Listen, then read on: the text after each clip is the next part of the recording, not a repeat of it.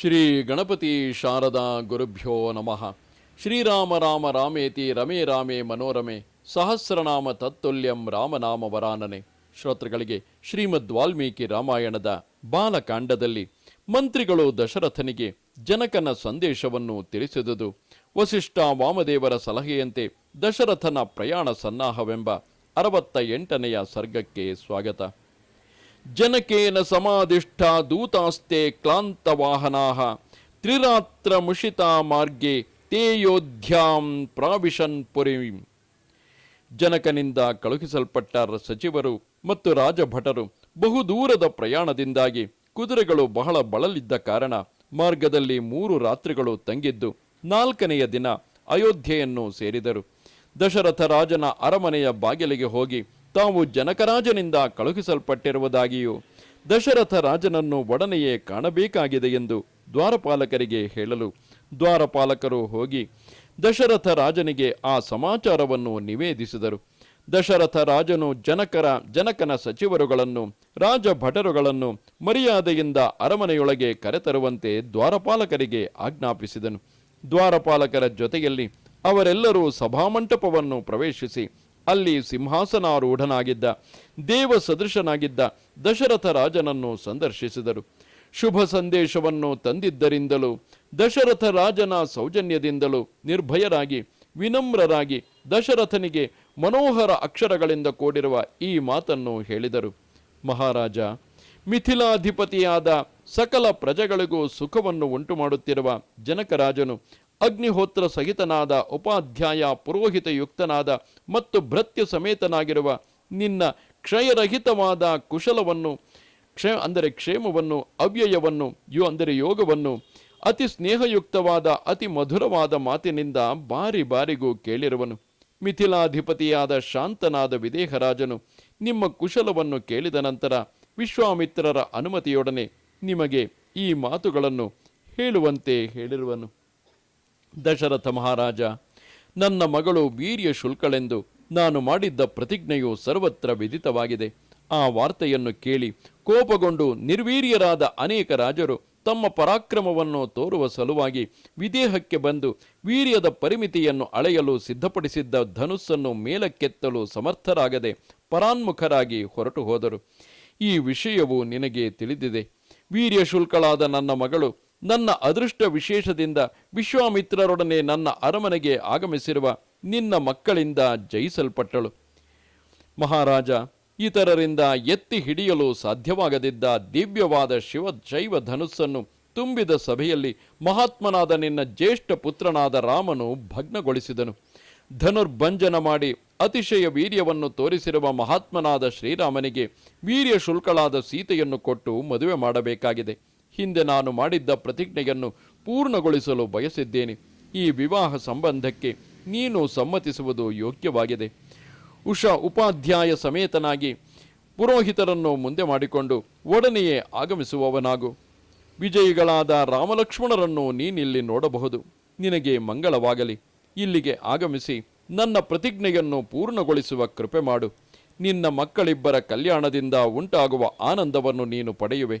ಮಹಾರಾಜ, ವಿದೇಹಾಧಿಪತಿಯಾದ ಜನಕನು ವಿಶ್ವಾಮಿತ್ರರ ಅನುಮತಿಯನ್ನು ಪಡೆದು ಶತಾನಂದರ ಅಭಿಪ್ರಾಯವನ್ನು ತಿಳಿದು ನಾವು ಹೇಳಿರುವ ಸುಮಧುರವಾದ ಮಾತುಗಳನ್ನು ನಮ್ಮೊಡನೆ ಹೇಳಿ ಕಳುಹಿಸಿರುವನು. ಜನಕರಾಜನ ದೂತರು ಹೇಳಿದ ಮಾತುಗಳನ್ನು ಕೇಳಿ ದಶರಥನು ಪರಮ ಸಂತುಷ್ಟನಾಗಿ ವಸಿಷ್ಠ ವಾಮದೇವರನ್ನು, ಮಂತ್ರಿ ಅಮಾತ್ಯರುಗಳನ್ನು ಮತ್ತು ಸಭಾಮಂದಿರದಲ್ಲಿದ್ದ ಇತರರನ್ನು ಉದ್ದೇಶಿಸಿ ಹೇಳಿದನು. ಪೂಜ್ಯರೇ, ಜನಕರಾಜನ ದೂತರು ವಿಜ್ಞಾಪಿಸಿಕೊಂಡಂತೆ ವಿಶ್ವಾಮಿತ್ರರಿಂದ ಸುರಕ್ಷಿತನಾದ ಕೌಸಲ್ಯೆಯ ಆನಂದವನ್ನು ಹೆಚ್ಚಿಸುವ ರಾಮನು ತನ್ನ ಅನುಜನಾದ ಲಕ್ಷ್ಮಣನೊಡನೆ ಮಿಥಿಲಾ ಪಟ್ಟಣದಲ್ಲಿ ವಾಸ ಮಾಡುತ್ತಿದ್ದಾನೆ. ಮಹಾತ್ಮನಾದ ಶಿವಧನುರ್ಭಂಗ ಮಾಡಿದ ರಾಮನ ಮಹಾಪರಾಕ್ರಮವನ್ನು ಕಂಡು ಜನಕರಾಜನು ತನ್ನ ಮಗಳಾದ ಸೀತಾದೇವಿಯನ್ನು ರಾಮನಿಗೆ ಪ್ರದಾನ ಮಾಡಲು ಆಶಿಸಿದ್ದಾನೆ. ಜನಕರಾಜನೊಡನೆ ತಾವು ಮಾಡಲಿರುವ ಈ ವಿವಾಹ ಸಂಬಂಧವು ನಿಮ್ಮೆಲ್ಲರಿಗೂ ಯುಕ್ತವೆನಿಸಿದರೆ ನಾವೆಲ್ಲರೂ ವಿಳಂಬ ಮಾಡದೆ ಮಿಥಿಲಾ ಪಟ್ಟಣಕ್ಕೆ ಪ್ರಯಾಣ ಮಾಡೋಣ. ದಶರಥನ ಮಾತುಗಳನ್ನು ಕೇಳಿ ಸಭಾಮಂದಿರದಲ್ಲಿದ್ದ ಮಂತ್ರಿಗಳು ಋಷಿ ಪುರೋಹಿತರು ಏಕಕಾಲದಲ್ಲಿ ಬಾಢಂ, ಹಾಗೆಯೇ ಆಗಲಿ, ಒಡನೆಯೇ ಪ್ರಯಾಣ ಮಾಡೋಣ, ಜನಕರಾಜನೊಡನೆ ಸಂಬಂಧ ಮಾಡುವುದು ಸೂಕ್ತವಾಗಿದೆ ಎಂದು ಹೇಳಿದರು. ಅವರ ಉತ್ತರವನ್ನು ಕೇಳಿ ದಶರಥನು ಹಿರಿ ಹಿಗ್ಗಿದನು. ಮರುದಿನವೇ ಪ್ರಯಾಣವೆಂದು ಮಂತ್ರಿಗಳಿಗೆ ಪ್ರಯಾಣದ ದಿನವನ್ನು ಗೊತ್ತು ಮಾಡಿ ಹೇಳಿದನು. ಇಲ್ಲಿ ತನ್ನ ಪುತ್ರನ ವಿವಾಹವೇ ಆದರೂ ದಶರಥನು ನೇರವಾಗಿ ತನ್ನ ನಿರ್ಧಾರವನ್ನು ಪ್ರಕಟಿಸುವುದಿಲ್ಲ. ಬದಲಿಗೆ ತನ್ನ ಎಲ್ಲ ಸಭಾಸದರ ಮುಂದೆ ಅವರು ಹೇಳಿದ ವಿಷಯವನ್ನು ಮುಂದಿಡುತ್ತಾನೆ. ಏಕೆಂದರೆ ಹೇಗೆ ರಾಜನಾದವನು ಆ ದೇಶದ ಆಸ್ತಿಯೋ, ಆ ದೇಶವನ್ನು ಪ್ರತಿನಿಧಿಸುತ್ತಿರುವನೋ, ಹಾಗೆ ಅವನ ಇಡೀ ಕುಟುಂಬವೂ ಕೂಡ ಆ ದೇಶದ ಪರವಾಗಿಯೇ, ಅಂದರೆ ದೇಶದ ಆಸ್ತಿ ಎಂಬಂತೆ, ಅಂದರೆ ಎಲ್ಲ ಪ್ರಜೆಗಳು ಸಭಾಸದರು ಕೂಡ ರಾಜನ ದೈನಂದಿನ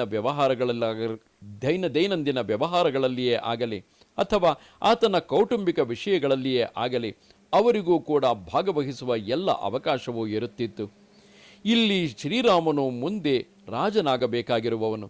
ಆತ ರಾಜಕುಮಾರ, ಹಿರಿಯ ಪುತ್ರ.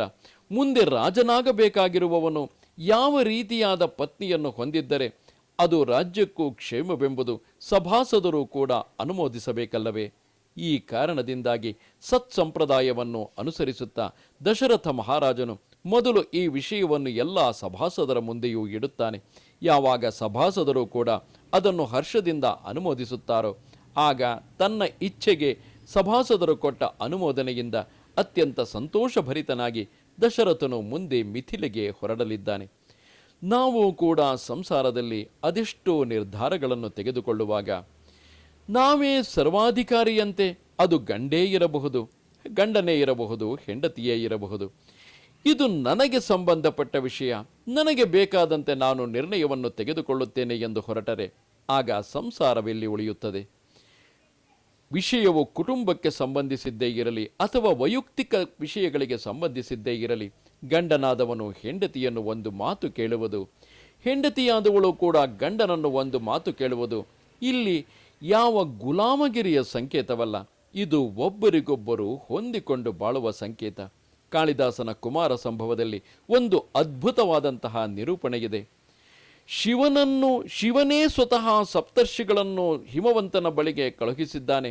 ಸಪ್ತರ್ಷಿಗಳೇ ಪಾರ್ವತಿಯನ್ನು ಶಿವನಿಗೆ ಕೊಟ್ಟು ವಿವಾಹ ಮಾಡಬೇಕೆಂದು ಆ ವಿಷಯವನ್ನು ಇಟ್ಟುಕೊಂಡು ಅದನ್ನು ಹಿಮವಂತನಿಗೆ ಬಂದು ಹೇಳಿದ್ದಾರೆ. ಸ್ವತಃ ಹಿಮವಂತನು ಪಾರ್ವತಿಯನ್ನು ಪಡೆದದ್ದೇ ಅವಳನ್ನು ಶಿವನಿಗೆ ಕೊಟ್ಟು ವಿವಾಹ ಮಾಡಬೇಕೆಂದು, ಪಾರ್ವತಿಯೂ ಕೂಡ ಶಿವನನ್ನೇ ತನ್ನ ಪತಿಯನ್ನಾಗಿ ಪಡೆಯಬೇಕೆಂದು ತಪಸ್ಸು ಮಾಡಿ ಶಿವನನ್ನು ಮೆಚ್ಚಿಸಿದ್ದಾಳೆ. ಈ ವಿಷಯವೆಲ್ಲ ಹಿಮವಂತನ ಪತ್ನಿಯಾದ ಮೇನೆಗೂ ತಿಳಿದಿಲ್ಲ ಎಂದಿಲ್ಲ, ಎಲ್ಲರಿಗೂ ಗೊತ್ತಿರುವ ವಿಷಯವೇ. ಆದರೂ ಸಪ್ತಋಷಿಗಳು ಬಂದು ಈ ವಿಷಯವನ್ನು ಪ್ರಸ್ತಾಪಿಸಿದಾಗ ಹಿಮವಂತನು ಒಮ್ಮೆ ತನ್ನ ಒಳಬಾಗಿಲಿನ ಕಡೆಗೆ ನೋಡುತ್ತಾನೆ. ಸಾಮಾನ್ಯವಾಗಿ ರಾಣಿಯರು ನೇರವಾಗಿ ಸಭೆಯಲ್ಲಿ ಬಂದು ಕುಳಿತುಕೊಳ್ಳುತ್ತಿರಲಿಲ್ಲ, ಅವರು ಒಳಗಡೆ ಇರುತ್ತಿದ್ದರು. ಆದರೆ ರಾಜನಿಗೆ ಅವರನ್ನು ನೋಡುವ ಅವಕಾಶವಿರುತ್ತಿತ್ತು. ಆತ ಒಳಗಡೆಗೆ ತಿರುಗಿ ನೋಡುತ್ತಾನೆ. ಆಗ ಕಣ್ಸನ್ನೆಯಿಂದಲೇ ಮೇನೆಯು ತನ್ನ ಸಮ್ಮತಿಯನ್ನು ಸೂಚಿಸುತ್ತಾಳೆ. ಏಕೆಂದರೆ 9 ತಿಂಗಳು ಹೆತ್ತು ಹೊತ್ತು ಬೆಳೆಸುವುದು ತಾಯಿಯಾದವಳು, ಅಂದರೆ ಆ ವ್ಯಕ್ತಿಯ ಹೆಂಡತಿಯಾದವಳು. ಆದ್ದರಿಂದ ಮಕ್ಕಳಿಗೆ ಸಂಬಂಧಪಟ್ಟಂತಹ ಯಾವುದೇ ನಿರ್ಧಾರವನ್ನು ತೆಗೆದುಕೊಳ್ಳುವಾಗ ಒಮ್ಮೆಯಾದರೂ ಅವಳನ್ನು ಕೇಳಬೇಕಲ್ಲವೇ? ಹಾಗೆ ಕೇಳದೆ ನಮ್ಮ ಸರ್ವಾಧಿಕಾರಿತ್ವವನ್ನು, ನಾನು ಈ ಮನೆಯ ಯಜಮಾನ ಎಂಬುದನ್ನು ತೋರಿಸಿದ್ದರೆ ಮುಂದೆ ಅದರಿಂದಾಗುವ ಪರಿಣಾಮವನ್ನು ನಾವೇ ಎದುರಿಸಬೇಕಲ್ಲವೇ? ಈ ರೀತಿಯಾಗಿ ಇಲ್ಲಿ ದಶರಥ ಮಹಾರಾಜನು ಎಲ್ಲ ಸಭಾಸದರ ಒಪ್ಪಿಗೆಯನ್ನು ಪಡೆದು, ಬಹುಶಃ ಇಲ್ಲಿ ಹೇಳದೇ ಹೋದರೂ ಮುಂದೆ ಅಂತಃಪುರದಲ್ಲಿ ತನ್ನ ರಾಣಿಯರ ಒಪ್ಪಿಗೆಯನ್ನು ಪಡೆದು ಎಲ್ಲರನ್ನು ಕರೆದುಕೊಂಡು ಮಿಥಿಲೆಗೆ ಹೊರಟಿದ್ದಾನೆ. ಮರುದಿನವೇ ಪ್ರಯಾಣವೆಂದು ಮಂತ್ರಿಗಳಿಗೆ ಪ್ರಯಾಣದ ದಿನವನ್ನು ಗೊತ್ತು ಮಾಡಿ ಹೇಳಿದನು. ಜನಕರಾಜನಿಂದ ಕಳುಹಿಸಲ್ಪಟ್ಟಿದ್ದ ಸಕಲ ಸದ್ಗುಣ ಪರಿಪೂರ್ಣರಾದ ಮಂತ್ರಿಗಳು ಮತ್ತು ದೂತರು ರಾಜಸಭೆಯಲ್ಲಾದ ನಿರ್ಣಯವನ್ನು ಕೇಳಿ ಪರಮ ಸಂತುಷ್ಟರಾದರು ಮತ್ತು ದಶರಥ ರಾಜನಿಂದ ಸತ್ಕೃತರಾಗಿ ಆ ರಾತ್ರಿಯನ್ನು ಕಳೆದರು. ಇದು ಶ್ರೀಮದ್ ವಾಲ್ಮೀಕಿ ರಾಮಾಯಣದ ಬಾಲಕಾಂಡದಲ್ಲಿ 68ನೆಯ ಸರ್ಗವು. ನಮಸ್ತೆ ಶಾರದೆ ದೇವಿ ಕಾಶ್ಮೀರ ಪುರವಾಸಿನಿ ತ್ವಾಮಹಂ ಪ್ರಾರ್ಥಯೇ ನಿತ್ಯಂ ವಿದ್ಯಾದಾನಂಚ ದೇಹಿಮೆ. ನಮಸ್ಕಾರ.